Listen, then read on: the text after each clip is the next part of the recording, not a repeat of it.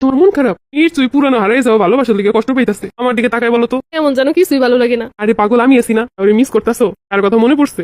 জানি না, শুধু জানি কিছুই ভালো লাগে না। আরে তুমি কেন কষ্ট পাবা? কষ্ট তো পাইবো সে যে তোমারে হারাইছে। সম্পর্ক দৈরে রাখনের দায়িত্ব তো পুরুষের। সে যদি চাই তো অবশ্যই তোমারে পাইতো। সে তোমার যোগ্য ছিল না। তারপরও প্রথম ভালোবাসা আসলে সত্যিই বলা যায় না। কে বলছে বলা যায় না? অবশ্যই সঠিক মানুষ জীবনে এসে ভালোবাসলে অবশ্যই বলা যায়। আমি তোমার বুঝি না, তোমার ভালোবাসি না। বাসো তো অনেক বাসো। তোমার প্রথম ভালোবাসার চেয়ে বেশি ভালোবাসি কিনা কম ভালোবাসি কদি?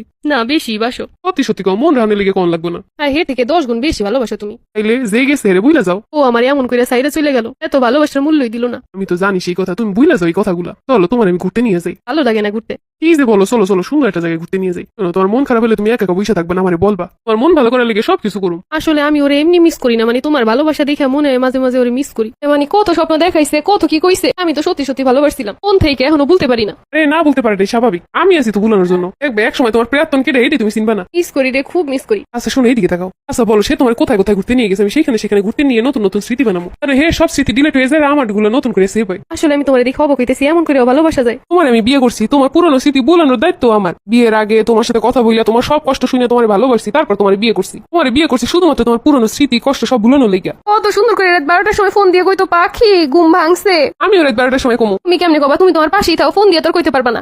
পাশের রুমে যাবো, 12টার সময় ফোন দিব। ও, তাও তো ভালো বুদ্ধি।